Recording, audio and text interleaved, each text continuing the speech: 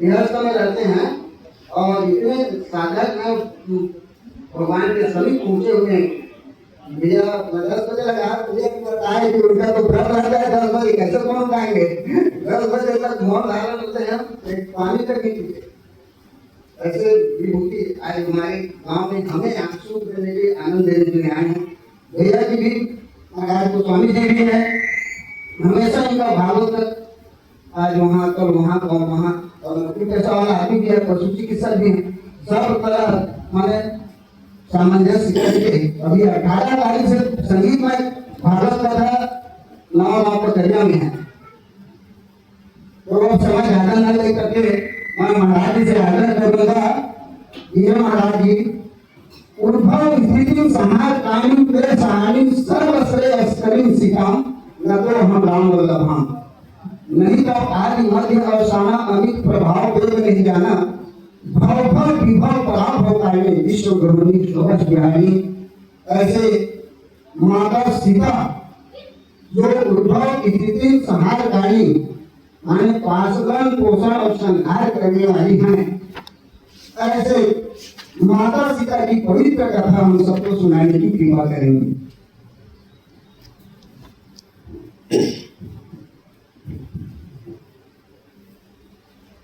गंगा तरंग रमणीय जटा कलापम गौरी निरंतर विभु शीतवाम भागम नारायण प्रियम अनंगमदा पहाड़म वाराणसी पुरपति भज विश्वनाथम चिता भस्म लेपो गरलमशनम दिगपट धरो जटाधारी कंठे भुजगपति हारी पशुपति कपाली भूतेशो भजति जगदीश कपदवी भवानी पाणी ग्रहण परिपाटी फलनिदम लोकाभिरामं रणरंगधीरं राजीव नेत्रं रघुवंशनाथं कारुण्यरूपं करुणाकरन्तं श्रीरामचन्द्रं शरणं प्रपद्ये श्रीरामचन्द्रं शरणं प्रपद्ये। इस रामचरित के मानस से उस मानस की क्षमता ही नहीं, यहाँ नौ रस है रस एक वहाँ, और वहाँ पानी संत की वाणी नहीं। मल धोया करो जो कहीं मिलता, मन का मल तो धुलता है यही, जो जाता वहाँ मर जाता वही, और जो आता यहाँ तर जाता सही, जो आता यहाँ तर जाता सही। प्रेम से बोलिए लखन श्री रामचंद्र की जय, उमापति महादेव की जय। भगवान की बहुत बड़ी कृपा है कि ग्राम कौशला में परमात्मा राम को जन्म देने वाली मैया कौशल्या जी की उत्सव मनाने की सुंदर भव्य आयोजन किया जा रहा है। और वो भी स्थान जो आदि शक्ति जगदम्बा नवरात्रि के पावन पर्व पर महामाया की पवित्र भूमि पर 3 दिवसीय प्रभु राम जी की दिव्य कथा अमृत का कार्यक्रम रखा गया है। जिस पावन अवसर पर मुझे भी आज अपने वाणी को पवित्र करने के परमात्मा ने एक सुंदर अवसर प्रदान किए। आइए भगवान की कथा में प्रवेश करने के पहले 2 मिनट वाणी को पवित्र कर लेते हैं। उसके बाद कुछ विचार परमात्मा की इस सुंदर बगीचे से कुछ पुष्प चुनकर उन्हीं के चरणों में अर्पित करने का यह किंचित प्रयास किया जाएगा। राजा राम राम राम सीता राम राम राम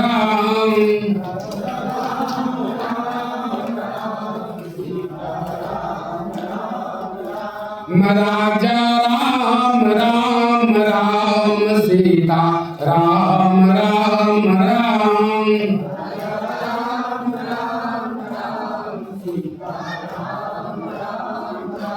राम सीता राम सीता राम सीता राम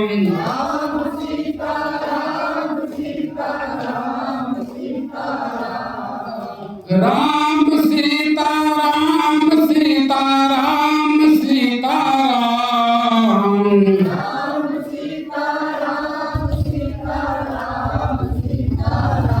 राजा राम राम राम सीता राम राम राम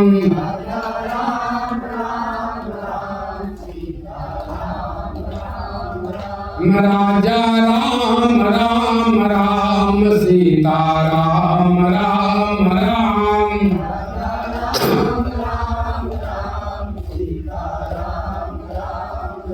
राम के नाम सड़न गले और आगे लगे नहीं चोर को जाना नित्य बढ़े न घटे कबू घुन लागे नहीं होए पुराना अन्य को अज धन धाम बड़ो है तुलसी के राम को नाम खजाना तुलसी के राम को नाम खजाना।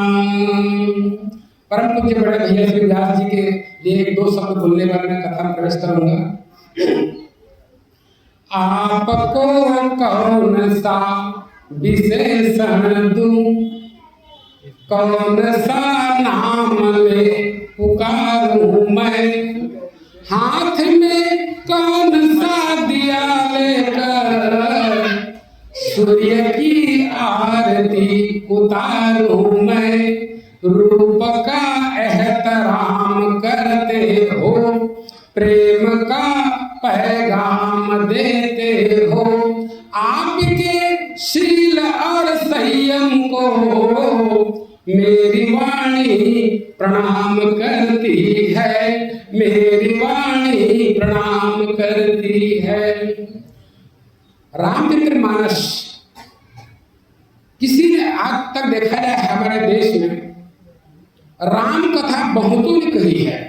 जैसे भुसुंडी रामायण भुसुंडी जी के नाम से, लोमस रामायण लोमस जी के नाम से, कम्ब रामायण जो दक्षिण भारत के एक महान ऋषि हैं उनके नाम से, वाल्मीकि रामायण तो वाल्मीकि जी के नाम से। लेकिन गोस्वामी तुलसीदास जी ने भी राम कथा लिखी। जैसे आपके घर में कोई पुत्र या पुत्री जन्म ले लेता है तो उनके नामकरण करने के लिए आपको किसी पंडित गुरु आचार्य के पास जाना पड़ता है कि मेरे यहाँ पुत्र पुत्री हुई है, इनका कृपा करके नामकरण कर दीजिए। गोस्वामी तुलसीदास जी ने जब रामायण लिखी तो उस रामायण को लेकर बाबा विश्वनाथ के पास वो पहुंच गए। भगवान शंकर देखते हैं कि तुलसी अचानक आपके आने का कारण क्या है। तुलसीदास जी कहते हैं कि प्रभु ये आपका जो दास है तुलसी ये रामायण लिखी है, तो मैं चाहता हूं प्रभु कि मेरी द्वारा लिखी हुई रामायण के कृपा करके नामकरण कर दीजिए, मैं नामकरण कराने आया हूं। तुलसीदास जी की बात सुनकर भगवान शंकर बहुत प्रसन्न हो जाते हैं और प्रसन्न होकर उनके द्वारा लिखी हुई रामायण को नामकरण करते हैं। रामचरित पावन यही नामा, सुनत श्रवण पाई विश्राम। भगवान शंकर नाम रखते हैं कि इनका नाम रामचरितमानस। तो बोले रामचरितमानस में 8 अक्षर है। राम 2 अक्षर, चरित 3 अक्षर, 5वीं और मानस के 3 अक्षर, ये 8। अच्छा 8 ही अक्षर क्यों? इसलिए कि भगवान शंकर की 8 मूर्ति है। जलमय मूर्ति, अग्निमय मूर्ति, पृथ्वीमय मूर्ति, आकाशमय मूर्ति, दीनमय मूर्ति, रात्रिमय मूर्ति, यजमानमय मूर्ति। इस प्रकार उनका 8 मूर्ति है। इसलिए भगवान शंकर ने इनका 8 अक्षर का नाम रखा कि रामचरित मानस यही नाम। इनका नाम रामचरित मानस रखा गया है।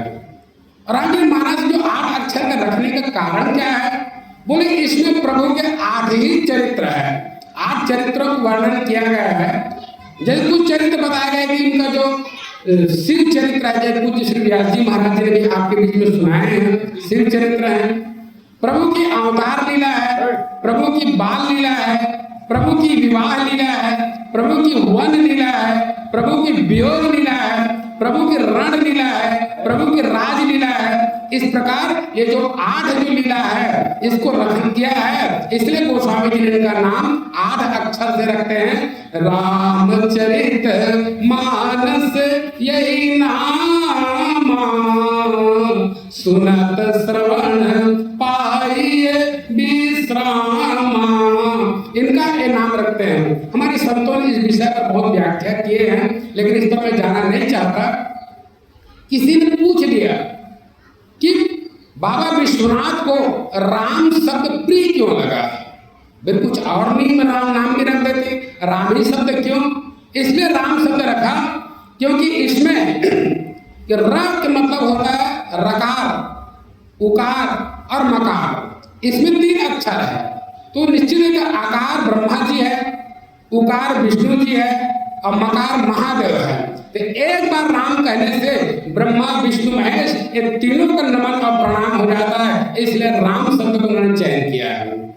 राम शब्द को चयन करने के तात्पर्य और है कि राम माने होता है राष्ट्र और मां माने होता है मंगल। जिनके नाम लेने से राष्ट्र का मंगल हो जाता है, इसलिए इनका नाम राम रखा है। तीसरा आप महापुरुषों ने बताया है कि राम माने होता राक्षस और मां माने होता मरण। जिसके नाम लेने से राक्षस का मरण हो जाता है, उस अक्षर का नाम राम रखा है। और राम रक्षा रखने के तात्पर्य और है कि इसमें त्रयंबकम यजाम है, अर्थात इसमें 3 माताओं का इसमें स्नेह छिपा हुआ है कि अर्थात ब्रह्माणी, रुद्राणी और रमा ये तीनों इसमें समाहित है। इसलिए इस अक्षर का नाम राम रखा है। इसलिए गोस्वामी तुलसीदास जी ने इसका नाम राम रखा है। और आप देखेंगे कि वास्तविक सर्वप्रथम माता सीता जी को याद कौन करते हैं? तो वहां पर आप विचार करके देखेंगे भगवान राम जिस प्रकार के महाराज मनु जी जब तपस्या करने जाते हैं तो मनु की तपस्या से प्रसन्न होकर भगवान वहां पर आकाशवाणी करते हैं कि हे महाराज मनु, मैं आपकी तपस्या से बहुत प्रसन्न हूं, तुम जो चाहते हो मुझसे मांग सकते हो। तो मनु महाराज जी ने कहते हैं महाराज जी आपकी आवाज में तो सुनाई दे रही है लेकिन आप दिखाई नहीं दे रहे हो। भगवान कहते हैं कि मैं नाम रूप और गुण से परे हूं, मैं इसलिए मेरे कोई आकार नहीं है। तो मनु महाराज जी कहते महाराज हम तो आपको देखना चाहते हैं। बोले किस रूप में देखना चाहते हो? जो स्वरूप बस शिव मन माही, जही कारण मुनि यतन कराही। जिस कारण से भगवान शंकर की मन मानस में आप विहार करते हैं महाराज, जिस कारण से ऋषि मुनियों के हृदय में आप विहार करते हैं, तो देखई चहई रूप भर लोचन। हमको उसी रूप का आप दर्शन करा दीजिए, हमारा पिपासा है उस रूप का दर्शन करा दीजिए। और जब महाराज मनुष्य भगवान जब प्रकट होते हैं तो कहाँ से प्रकट होते हैं? क्या गोलोक से आते हैं? बिल्कुल नहीं। क्या बैकुंठ लोक से आते हैं? बिल्कुल नहीं। क्या साकेत लोक से आते हैं? बिल्कुल नहीं। वो भगवान कहाँ से आते हैं?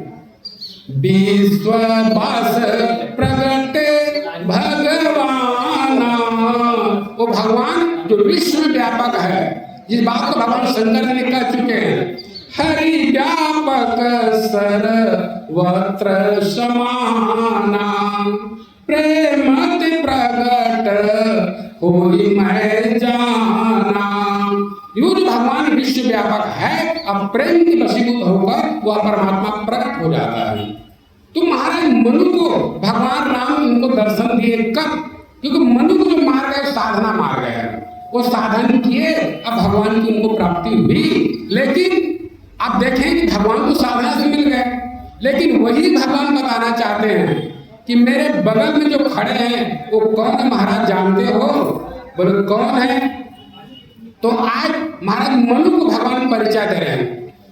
आदि शक्ति जही जग उपजाया, सोई अवतरहि मोरया माया। ये जो मेरे बगल में खड़ी है ये आदि शक्ति जगदम्बा है, यही मेरी माया है। तो इसको आपने मुझे तो आप पुत्र रूप में पाने के लिए आपने अपनी अभिलाषा प्रकट कर दी, लेकिन यही आने वाले समय में आपकी बहू बनेगी।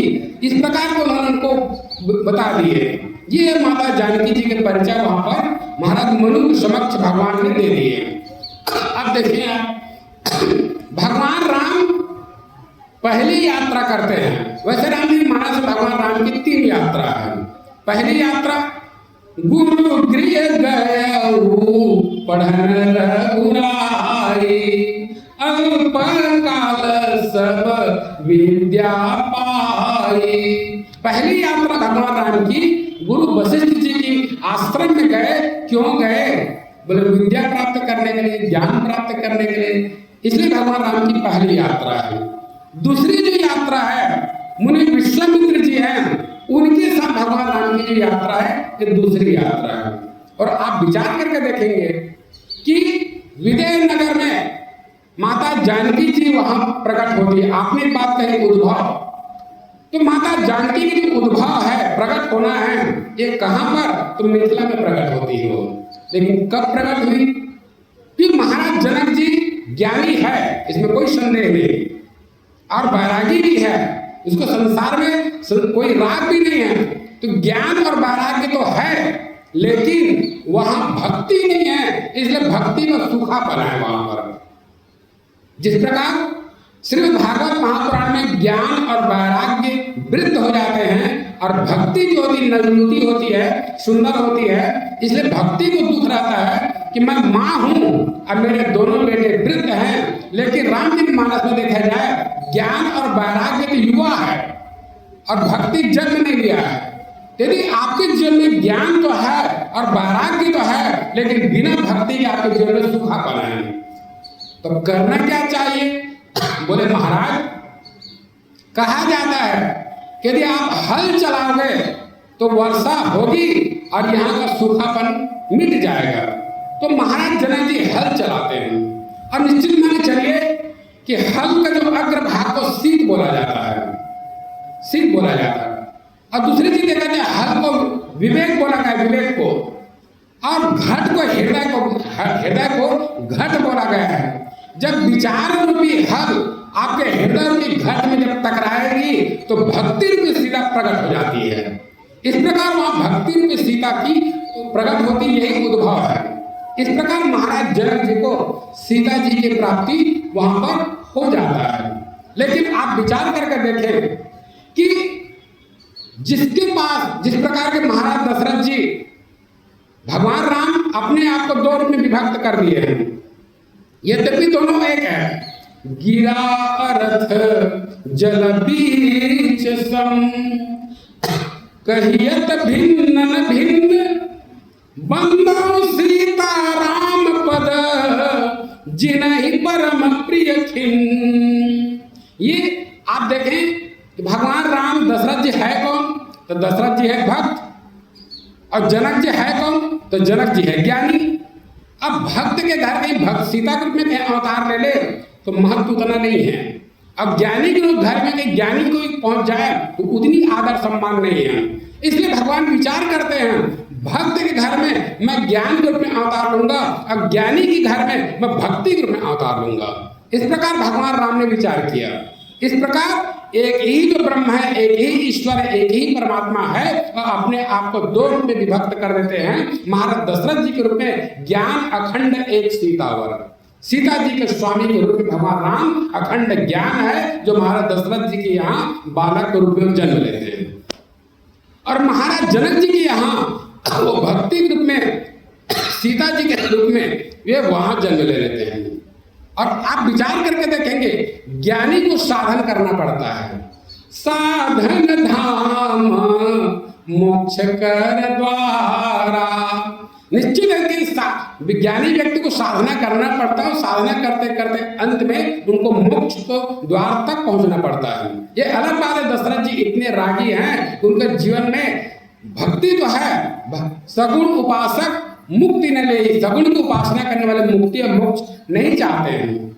लेकिन विचार करके देखें भगवान राम सीता जिस प्रकार हनुमान जी लंका की यात्रा करते हैं सीता जी की खोज में, उसी प्रकार राम जी का ये द्वितीय जो यात्रा है मिथिलापुरी की जो यात्रा भगवान राम करते हैं, इस यात्रा में आप देखें तो निश्चित मान चलिए कि भगवान राम चार काम करते हैं। पहले चार काम विश्वामित्र जी के यज्ञ की रक्षा करते हैं, और उनके यज्ञ की रक्षा में तीन समस्या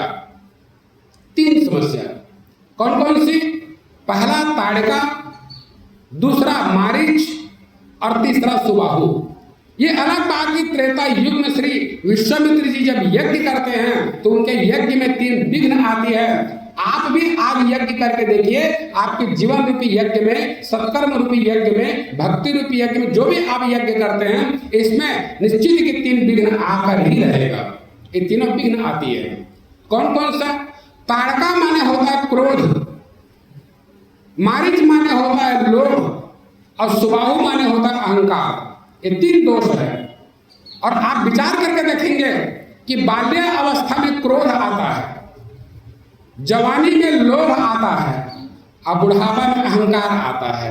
तात तीन अति प्रबल खल, ये तीनों प्रबल खल है, और तीनों हमारे आपके जीवन से जुड़ा हुआ है। लेकिन आप विचार करके देखें कि रामचंद्र मानस में विश्वामित्र है, इनको अधूरे यज्ञ के बाद भगवान राम की प्राप्ति हुई है। और भगवान राम की जो मंझली माता है सुमित्रा, उनको पूरा यज्ञ होने के बाद भगवान की प्राप्ति हुई है। एक को अधूरे यज्ञ में राम की प्राप्ति हो गई, और दूसरे को यज्ञ पूर्ण हुआ तब राम की प्राप्ति हुई।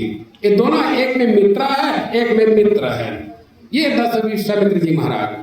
अब विश्वामित्र जी जानते हैं हरि बिनु मरहिन निशिचर पापी। निश्चित है कि परमात्मा की शरणागति स्वीकार किए बिना इस निशाचर से हमको सफलता मिलने वाली नहीं है। क्यों? यह गुण साधन ते नहीं होई, तुम्हारे कृपा पाव कोई। यानी आप कितना भी साधन कर लीजिए, आपको बिना परमात्मा की चरण शरण आश्रय लिए बिना आपको सफलता मिलने वाली नहीं है। ये तीन। और चौथा जो काम है, अहिल्या की भगवान राम उद्धार करते हैं। तो विश्वामित्र जी की समस्या मन की समस्या, अहिल्या की जो समस्या बुद्धि की समस्या, इनकी जो बुद्धि की समस्या है। अब बुद्धि जड़ हो गई है, और बुद्धि की जड़ हो जाए तो उसको चेतन केवल परमात्मा कर सकता है। क्यों? क्योंकि रजोगुण के कारण उनके जीवन पतन हुई है। तो जो निश्चित है कि रज से जिनका जीवन पतन हुआ है, उनका उद्धार भी रज के द्वारा ही होगा। ये अलग बात है कि संसारिक रज जो पतन के कारण बना है, और राम जी की चरण की जो रज है, ये उद्धार के कारण बनेगा। इसलिए राम की चरण रज की इनको आवश्यकता है। और एक बात जरूर मानकर देखें, विश्वामित्र जी को कहे भगवान राम जी कि गुरुदेव आप अपने चरण रज इनको प्रदान कर दीजिए ना, क्योंकि आप तो हमारे गुरु हो। विश्वामित्र जी कहते हैं नहीं राम, ये मेरे चरण रज से इनका उद्धार होने वाला नहीं है। इनका उद्धार होगा तो केवल आपके चरण रज से उद्धार होगा। तो भगवान राम पूछ ले गुरु महाराज कि मेरे चरण रज और आपके चरण रज में अंतर क्या है? तो विश्वामित्र जी बताते हैं कि जो व्यक्ति का चरित्र कभी बिगड़ा ना हो जीवन में, उसी के चरित्र से इनका उद्धार हो, उसी के चरण के स्पर्श से इनका भी उद्धार होगा। अब मैं एक बार, मेरा चरित्र एक बार बिगड़ चुका है, इसलिए मेरे चरण में चमत्कार नहीं है, वो चमत्कार आपके चरण में है। इस प्रकार विश्वामित्र जी के नेतृत्व में भगवान यात्रा कर रहे हैं। तो दूसरी समस्या क्या है? ये है बुद्धि की समस्या, मन की समस्या विश्वामित्र जी के यज्ञ में। अब बुद्धि की जो समस्या है अहिल्या के जीवन में है, ये बुद्धि की समस्या। तीसरी जो समस्या आती है ये है अभिमान की समस्या। और अभिमान क्या है कि महाराज जनक जी की जो धनुष है यही अभिमान की समस्या है। अब जरा विचार करके देखें, इस धनुष से ही जानकी जी की विवाह जुड़ा हुआ है। क्यों? क्योंकि जनक जी ने घोषणा करवा दिया है कि संसार का कोई भी वीर, कोई भी पुरुष, चाहे वो ब्राह्मण हो, चाहे क्षत्रिय हो, चाहे वैश्य हो, चाहे शूद्र हो, चाहे राक्षस हो, चाहे जो भी हो, इस धनुष को जो तोड़ेगा उनके साथ मेरी कन्या की विवाह मुझे करना ही पड़ेगा। ये इनकी घोषणा है। लेकिन सोचिए, जरा विचार करके देखें, विश्वामित्र जनक जी जानते हैं कि इस पिनाक जो धनुष है इसको तोड़ने कौन तोड़ सकता है? तो निश्चित मान चलिए कि हमको महापुरुषों से सुनने को मिली कि भगवान शंकर जी के द्वारा परशुराम भगवान को ये धनुष मिली। अब परशुराम जी हैं, वो जनक जी को दे दिए। और जनक जी ने क्या किया, उस धनुष यज्ञशाला में रखकर नित्य प्रतिदिन उनका पूजा किया करते थे। और एक दिन उस धनुष यज्ञशाला भवन की सफाई करने के लिए छोटी अवस्था में 9 साल की उम्र है माता जानकी जी, और वहां आती है। अब धनुष के नीचे वाला जो भाग है उनको मलिन दिखाई देता है। तो जानकी जी करती क्या है, अपने बाएं हाथ से धनुष को उठा लेती है और दाहिने हाथ से सफाई कर देती है। अब जब जनक जी को पता चलता है कि धनुष यज्ञशाला का स्वच्छता निर्मलता किसने किया है, तो उनको पता चलता है कि जानकी जी के द्वारा ये सफाई की गई है। उसी दिन से महाराज जनक जी सीता जी को अपने बेटी न मानकर आदि शक्ति जगत जननी जगदम्बा मान लिए कि जगत जननी ही मेरे घर में मुझे पुत्री बनकर आई है, बेटी बनकर आई है। तो निश्चित मान के चलिए कि जो बाएं हाथ में धनुष को उठा ली, तो धनुष को जो उठा ली तो धनुष को भंजन करने वाला भी इस संसार में आ चुका है।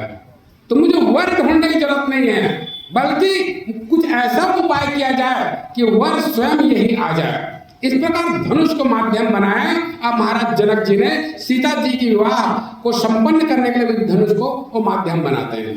अब सोचिए, विचार करिए, उस धनुष यज्ञशाला में अनेकों वीर आए हैं और सभी प्रयास कर रहे हैं। अब प्रयास करने का तात्पर्य यही है कि सभी लोग सीता जी को पाना चाहते हैं, और सीता पाना कोई बुरी बात नहीं है। क्यों? क्योंकि सीता भक्ति है और भक्ति पाने के सबको अधिकार है। सीता जगत जननी है, तो माँ को पाने का, माँ की आश्रय पाने का अधिकार संसार के प्रत्येक व्यक्ति को है। लेकिन दृष्टि और दृष्टिकोण में अंतर है। यदि इसीलिए बताया गया कि आपको पाने का उद्देश्य क्या है। इसीलिए आप देखेंगे कि माता जानकी जी के साथ उनका पिता का नाम जुड़ा हुआ है। माता पार्वती जी के साथ पार्वती के पहले उनका पिताजी के नाम है, मंदोदरी के नाम के पहले उनका पिता का नाम है, और सीता जी के पहले उनके पिताजी के नाम है। गोस्वामी जी देखिए कैसा लिखते हैं, जनक सुता जग जननी जानकी अतिशय प्रिय करुणा निधान की, ताके युग पद कमल मनाऊं, जासु कृपा निर्मल मति पाऊं। अर्थात माता जानकी के नाम बाद में, अब पहले महाराज जनक जी के नाम पहले। इसी प्रकार सीता पार्वती को आप देखें, जय जय गिरिवर राज किशोरी, जय मैं सम्मुख चंद्र चकोरी, जय गज बदन सदानन माता। अर्थात पार्वती मैया के नाम बाद में और हिमाचल जो गिरी है उनका नाम पहले। इसी प्रकार मंदोदरी के नाम देखें, मैं तनिया मंदोदरी नामा, परम सुंदरी नारी ललामा। तो आप देखिए कि मंदोदरी के पहले उनके पिताजी के नाम, पार्वती के पहले उनके पिताजी के नाम, सीता जी के पहले उनका पिताजी के नाम। तो शूर्पणखा को बात लग गई। जब बात लग गई तो ढूंढते ढूंढते शूर्पणखा गोस्वामी तुलसीदास जी के पास पहुंच गए। तो गोस्वामी जी कहते हैं कि शूर्पणखा तुम मेरे पास आए क्यों हो, तुम्हारा आने का उद्देश्य क्या है? शूर्पणखा कहती है कि बाबा गोस्वामी तुलसीदास जी महाराज जी, मेरा आने के एक मकसद है, एक उद्देश्य है। बोले क्या उद्देश्य है? नहीं वो समझना मत, तो सम पुरुष सम नारी वाला उद्देश्य लेकर मैं नहीं आई हूँ। क्यों? कि इसका परिणाम मैं भुगत चुकी हूँ।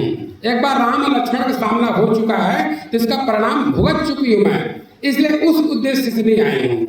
तो बोले फिर किस उद्देश्य से आए हो? पहले तो नाक कान कटा चुकी हो, क्या आप गर्दन कटाना चाहती हो? बोले नहीं नहीं नहीं, गर्दन कटवाने के लिए नहीं आई हूँ, मेरे एक प्रश्न के उत्तर दे दीजिए। बोले कौन सी प्रश्न के उत्तर?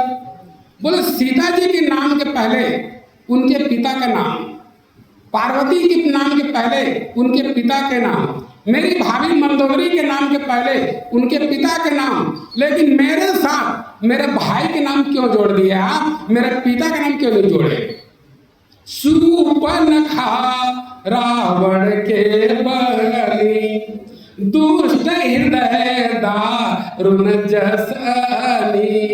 शूर्पणखा कहती कि मेरा नाम मेरे पिताजी के नाम जोड़ना चाहिए, मेरे भाई के साथ नाम क्यों जोड़ दिया? आपने बहुत गड़बड़ घोटाला कर दिया रामायण में। गोस्वामी जी कहते हैं जोड़ना बहुत जरूरी था तुम्हारे भाई के साथ। बोले वो कैसे? बोले जो नारी अपने पिता के नाम को कलंक करे, जो भाई अपने कुल के नाम को कलंक करे, उनका नाम उनके पिता के साथ जोड़ा नहीं जा सकता, उनका नाम तो भाई बहन के साथ जोड़ा जा सकता है। क्यों? क्योंकि निश्चित मान चलिए तुम्हारा मकसद है राम को पाने का, लेकिन सीता जी को मिटाकर पाना चाहते हो, और तुम्हारा भाई सीता को पाना चाहते हैं लेकिन राम लक्ष्मण को त्याग कर। जिनका उद्देश्य भगवान पाना है लेकिन भक्ति की निरादर करके, और जिनका उद्देश्य भक्ति पाना है लेकिन भगवान का निरादर करके, ऐसे लोगों की नाम उनके भाई बहन के साथ होना है, उनके बाप के साथ हो ही नहीं सकता। इस प्रकार गोस्वामी तुलसीदास जी ने उनको उत्तर देते हैं शूर्पणखा को। और आप देखेंगे माता जानकी जी की विवाह भगवान राम जी के साथ होते हैं, और आप देखेंगे जनक जी एक प्रकार के योगी हैं, और योग की 4 अवस्था होता है, जागृत, स्वप्न, सुषुप्ति और तुरी, ये 4 अवस्था होता है। और गोस्वामी जी लिख रहे हैं सुंदरी सुंदर बरनस सब एक मंडप राजई, जनु जीव पुरचारी अवस्था विभुन सहित विराजई। आप जनक जी की जो मंडप है, तो जनक जी की मंडप वास्तविक में देखा जाए, जैसे यहाँ पर एक मंडप बनी है, तो विजयनगर जनक जी की नगर में एक सुंदर मंडप बनी हुई है। और जनक जी की जो मंडप है, विचार करके देखें तो उनका अंतःकरण, उनका हृदय ही मंडप है। हृदय की जो मंडप में वो 4 स्थिति होती है, सिया उर्मिला मांडवी, अश्रुत कीरति बरबाम, 4 सुवर्ण 4 रतन, तुलसी करत प्रणाम। ये 4 अवस्था है, लेकिन चारों अवस्था के जो स्वामी हैं कौन? एक का स्वामी भगवान राम, एक का स्वामी श्री भरत जी, एक का स्वामी श्री लक्ष्मण जी, और एक का स्वामी श्री शत्रुघ्न जी, विभुन सहित विराजे। इस प्रकार उनके अंतःकरण रूपी आसन पर ये 4 अवस्था की 4 बेटी है और 4 फल रूपी अर्थ धर्म काम मोक्ष रूप में श्री राम सीता लक्ष्मण जी ये है। ये चारों का एक आपस में मिलन होता है। यही जनक जी की हृदय रूपी वाटिका में श्री सीताराम जी के मिलन रूपी ये विवाह है वो संपन्न होता है।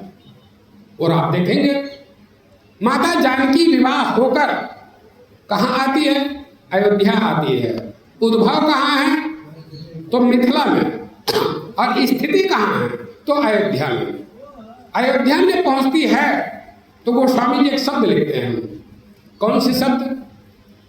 जब से राम अब्याह गृह आए।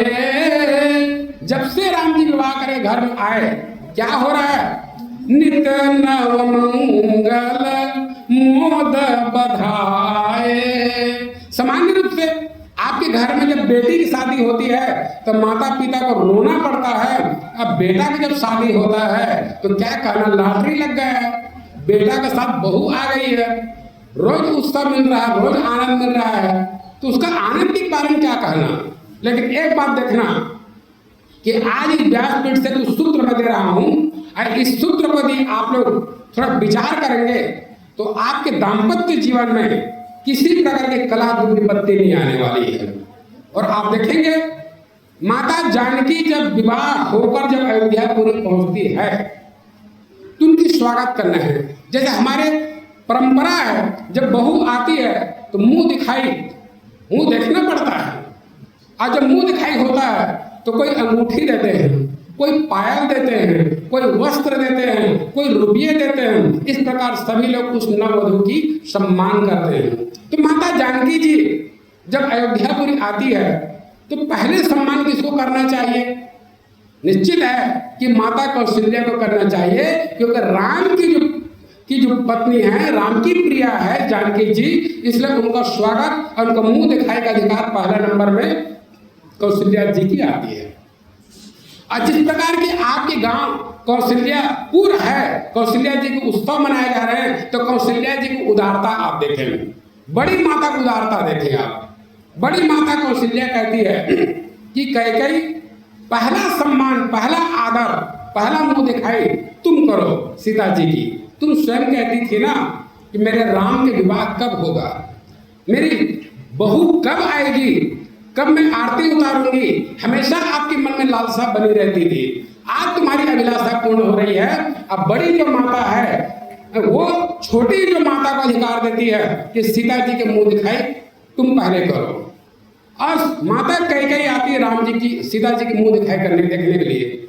और जैसे घूंघट खोलकर जानकी जी को देखती है, विभोर हो जाती है।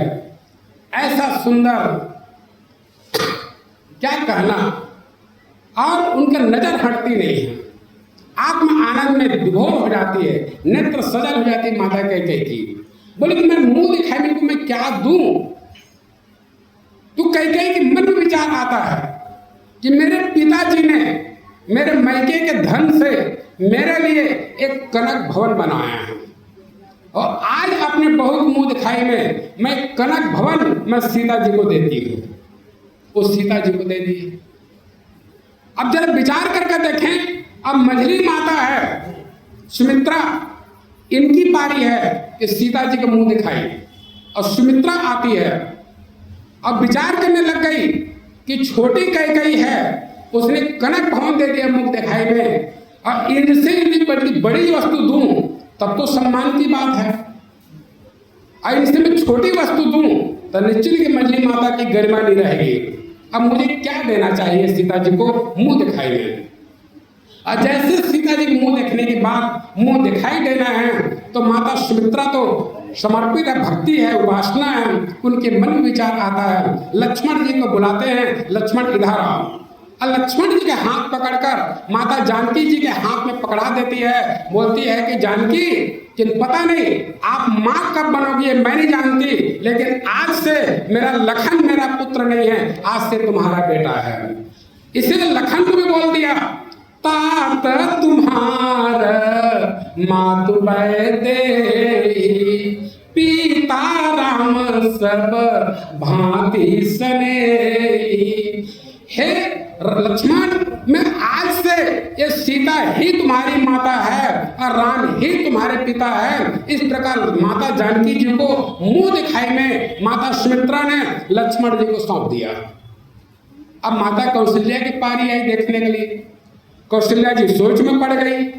छोटी ने तो कनक भवन दे दिया, मंझली ने तो अपने बेटा ही दे दिया।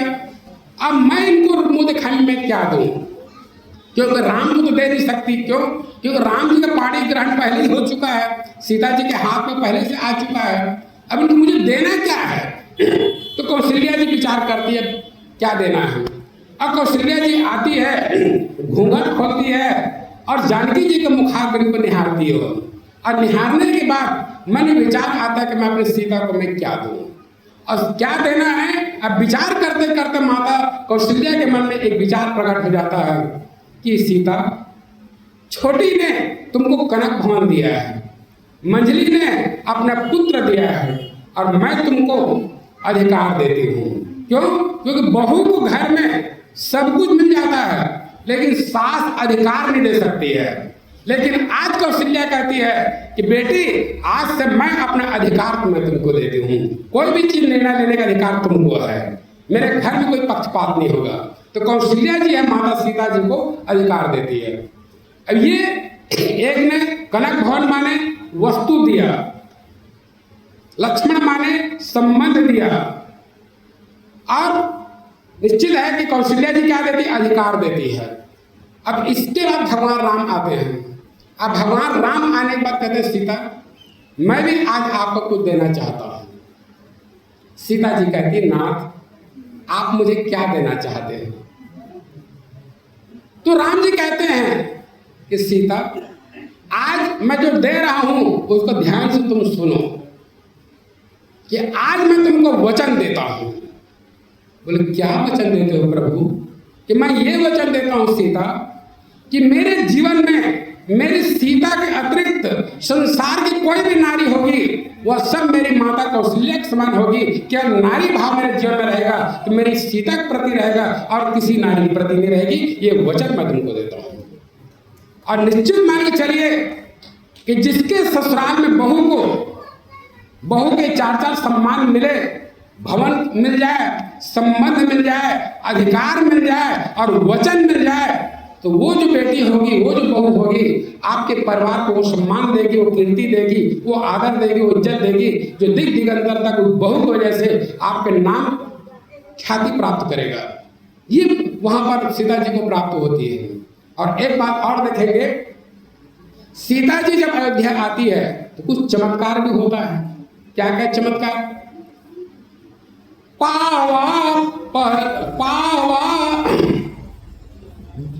गोस्वामी जी लिखते, जन्म अंध जन्म रंग जिमी पारस पावा। जन्म के रंग जो व्यक्ति दरिद्र व्यक्ति है उनको ऐसा लगता है मानो सीता जी नहीं बल्कि सीता के रूप में उनको पारस मिल गया है। और हम लोग तो लोहा समान है, लेकिन सीता रूपी पारस मिलने के बाद भक्ति रूपी जो सोना है के रूप में हमारा हृदय परिवर्तन हो जाएगा। ऐसा सीता जी के आगमन से वहां की जो दरिद्री मिट जाती है। और क्या लगता है? गोस्वामी जी और बताना चाहते हैं कि अंधई लोचन लाभ सुहावा। जैसे कोई व्यक्ति अंधा हो, कुछ दिखाई नहीं दे रहा हो, लेकिन माता जानकी के अयोध्यापुरी आने पर उस अंधे व्यक्ति को आंख मिल गया हो। कौन सी आंख? पावन पर्वत वेद पुराना, राम कथा रुचि राकर नाना, मरमी सज्जन सुमति कुदारी, अज्ञान विराग नैन उर्गारी। सीता जी के आने पर अयोध्या वासियों को ज्ञान और वैराग्य की आंख मिल गया हो। इस प्रकार सीता जी के आने पर वहां पर चमत्कार हो रहा है। ये कब होता है? जब भगवान राम जी के साथ सीता जी अयोध्यापुरी आती है तब। मानो आप अपने जीवन में भगवान के साथ भक्ति को और भक्ति के साथ भगवान को आप अपने अंतःकरण रूपी अयोध्या में जब प्राप्त करोगे तो ये चमत्कार आपके जीवन में होगा। सीता वही है, और इसी सीता को लेकर रावण जब लंकापुरी ले गए तो माल्यवंत को कहना पड़ता है कि रावण तुम जानते हो किसको लेकर आए हो? बोलो क्या लेकर आए हो? अरे अयोध्यापुर में सीता जी गई तो सीता जी वहां के लिए शगुन बन गई, और वही सीता जी लंका जब आई थी हमारे लिए आप शगुन बन गई। क्यों? जब से तुम सीता हरि आनी असगुन होई न जाई बखानी। जब से सीता जी को तुमने अपहरण करके लाया है अब शगुन ही अपशगुन हो रहा है। और विभीषण भी रावण को समझाता है कि सीता जी कौन जानते हो? रावण बोले कौन है? काल रात्रि जिमिनी सिचर केरी ते सीता पर प्रीति घनेरी। ये काल रात्रि बनकर ये हमारे लंका में आया है। तुम एक काम करो रावण, इनको तुम वापस कर दो। एक काल रात्रि बनकर आई है, लेकिन रावण और राम में अंतर क्या है? निश्चित माने चलिए, जो आपके शरीर में राज करे उसको कहते हैं रावण, और जो आपके हृदय में राज करे उसको कहते हैं राम। राम और रावण में यही अंतर है। और आप देखेंगे सीता जी जब लंका जाती है, पहुंचती है, तो जाने के कारण भी है सीता जी की। क्यों? जिस प्रकार के घर में एक बेटा कहीं नालायक हो तो माता पिता को ज्यादा चिंता रहता है। तो माता जानकी जी को भी लगता है कि रावण मेरा नालायक बेटा है और नारद जी हैं वो लायक बेटा है, ये गलत रास्ते में भटक गया है। तो माँ ज्यादा करुणा करती है, इसलिए गोस्वामी जी को लिखना पड़ता है, जनक सुता जग जननी जानकी अतिशय प्रिय करुणा निधान की। करुणा निधान की ये प्रिय है तो इसमें भी करुणा है, रावण के प्रति करुणा है। और मजाल है कि श्री सीता जी को रावण अपहरण करके ले जाए। और सीता जी को ले जाने के अभी अभिप्राय ये है कि सीता जी अपने चरित्र से आपके हमारे सामने में एक उदाहरण प्रस्तुत करती है। सीता जी अरण्य कांड में उन्होंने 5 अपने में कमी दिखाया, अपने चरित्र में कमी दिखाया, और उस चरित्र में कमी दिखाने के कारण है कि आपको हमको सीता जी के इस चरित्र से सावधान होने की जरूरत है। एक प्रेरणा प्रदान करता है। पहला आप देखने अपने चरित्र में कमी दिखाती है। इस संसार में सबसे सुंदर कौन है?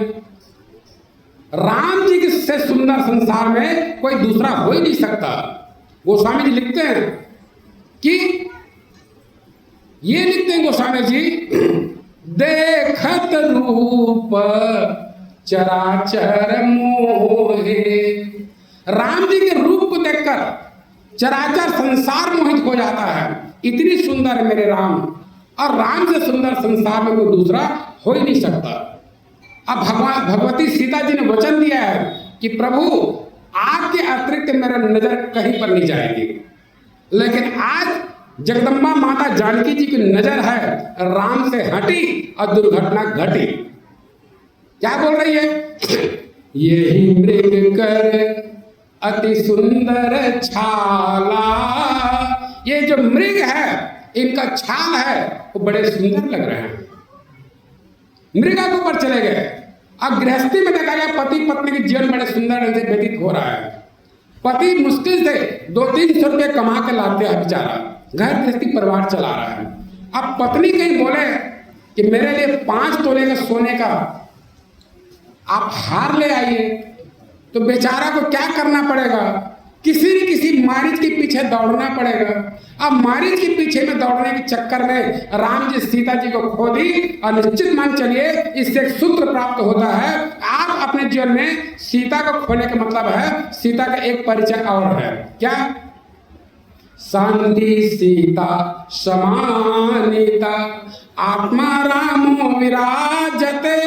ये जीवन की जो शांति है यही सीता है। और जिस किसी ने लोभवश किसी न किसी मारिच के पीछे दौड़ा है, वो अपनी शांति को खो चुका है, उनकी शांति का कारण हो चुका है। और आज वो राम जी से बोल रही है, सत्य संध कर बधि कर एहि, आनहु चर्म कहत वै देहि।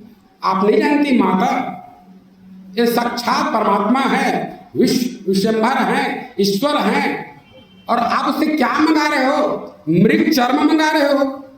तो उनके चरित्र के दूसरा कमी है कि पहला राम जी से नजर हटी और मृग के ऊपर गया, और दूसरा से मृग चर्म मंगा रही है, उनकी चरित्र की दूसरी कमी है। सीता जी के चरित्र में तीसरा कमी, क्योंकि सीता जी के चरित्र में कमी नहीं है। मैं प्रणाम करता हूँ जगदम्बा के चरण को, इस सीता के रूप में माया रूपी जो सीता है उसकी चरित्र की कमी है। मेरी माँ के चरित्र में कभी हो ही नहीं सकता, लेकिन माया रूपी सीता है, उसके चरित्र यहाँ पर चित्रांकित गोस्वामी तुलसीदास जी कर रहे हैं। ये दो कमी। तीसरा कमी आप देखेंगे, माँ आपको नहीं मालूम कि आप धनुष यज्ञशाला में भगवान राम को त्रिभुवन विजय का सर्टिफिकेट दिए हुआ, त्रिभुवन जय समेत वै देहि, त्रिभुवन विजय का आपने प्रमाण पत्र दिया है। और आज मेरे राम के बल पर आप संदेह कर रहे हो। जाहु बेगी संकट अति भ्राता, जाइए लक्ष्मण, तुम्हारे भैया संकट में हैं। अब जरा विचार करके देखें, गरुड़ जी संकट में हैं और घर के मच्छर को बोला जाए जाइए भैया उसकी सहायता करना, कितनी बड़ी उपहास की बात है। परमात्मा संकट में है और जीव को बोला जा रहा है कि जाओ उनका संकट का निवारण कर लो। लक्ष्मण जी को हंसी आ गई कि माँ आप बोल क्या रहे हो, मेरे प्रभु की बल के ऊपर संदेह। ये माता जानकी की चरित्र में, माया रूपी जानकी की चरित्र की एक तीसरा कमी है। चौथा कमी, निश्चित है कि लक्ष्मण जी है कौन? माता सुमित्रा अर्पण कर चुकी है कि ये तुम्हारा बेटा है, और लक्ष्मण जी अपने माँ को उससे ज्यादा माता सीता जी को मानती है। लेकिन आज लक्ष्मण के प्रति माता सीता जी बोल क्या रही है? मरम बचन सीता जब बोला, हरि प्रेरित लक्ष्मण मन डोला। उसने मर्म वचन, गोस्वामी तुलसीदास जी की मर्यादा ये है कि ये उनका एक ही शब्द में कोष्टक में डाल दिए, इसका ज्यादा विश्लेषण करने की जरूरत नहीं है। लेकिन कठोर वचन माता जानकी जी ने लक्ष्मण जी को कर दिया। ये चौथा उनके चरित्र की कमी है। और पांचवा कमी, असली संत लक्ष्मण जी हैं, उनके लक्ष्मण रेखा जो प्रार्थना की रेखा है, विनती की रेखा है, उनको स्वीकार नहीं की, लक्ष्मण रेखा उल्लंघन कर देती है। और निश्चित माने चलिए कि लक्ष्मण रेखा कभी कभी छोटों को चाहिए कि बड़े के रेखा में हमेशा रहते हैं, कभी कभी बड़ों को भी चाहिए छोटों की प्रार्थना रूपी रेखा को स्वीकार कर ले तो निश्चित घर परिवार की मर्यादा बच जाएगी। लेकिन लक्ष्मण जी की विनती और उनकी प्रार्थना को माता जानकी स्वीकार नहीं करती है, अर्थात असली संत को फटकार लगाती है और नकली संत रावण के प्रति भरोसा करती है। अब परिणाम क्या होता है? माता जानकी जी की हरण हो जाता है। इस प्रकार आप देखेंगे अयोध्या मिथिला में उद्भव, अयोध्या में स्थिति और लंका में संहार कारणी। जो आदि शक्ति जगदम्बा का जो रूप है, तृतीय रूप, ये है लंका में। इस प्रकार वक्ता वही है जो वक्ता के ध्यान रखे और पते की बात करे। शायद मेरी समय हो चुकी है और अधिक शब्दों को सहारा न लेते हुए यही पर मैं अपने वाणी को विराम करता हूँ। आइए वाणी को विराम करने के पहले 2 मिनट प्रभु के पावन नाम वाणी को विराम। तेरे सिर पर सीताराम जिगर फिर क्या करना, तेरे सिर पर सीताराम जिगर फिर क्या करना। जो जन राम कथा सतसंगी उनके सहायक श्री बजरंगी। अतुलित बल के धाम फिकर फिर क्या करना, तेरे सिर पर सीताराम फिकर फिर क्या करना। अगर प्रभु मन मानी करोगे नहीं शरणागत पीर हरोगे। होगा बिरद बदनाम फिकर फिर क्या करना, तेरे सिर पर सीताराम, फिकर फिर क्या करना, तेरे कटेंगे कष्ट तमाम, फिकर फिर क्या करना। प्रेम से बोलिए लखन सिया रामचंद्र की जय। आज धन्य मैं धन्यति यद्यपि सब विधिहीन, निज जन जानी राम मोहि, संत समागम दीन। लखन सिया रामचंद्र की जय। उमापति महादेव की जय। ग्राम के समस्त देवी देवताओं की जय। आदि शक्ति जगदम्बा मैया कौशल्या की जय।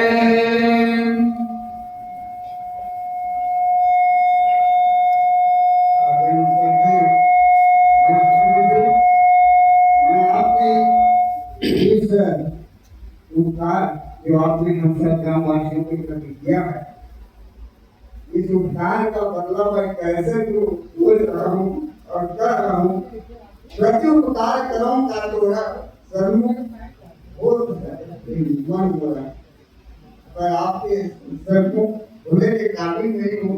इतनी अमृतमयी कथा सुना करके आपने हमारे पूरे जीवन को सुधारने की जो शिक्षा आपने दिया है, इसलिए हम आपके सागर आभारी हैं। और आपके सम्मान के लिए मैं भैया सिद्धारामलाल कसिया जी, बलराव पटेल जी, अर्जुन कसिया जी, भूपेंद्र साहू जी और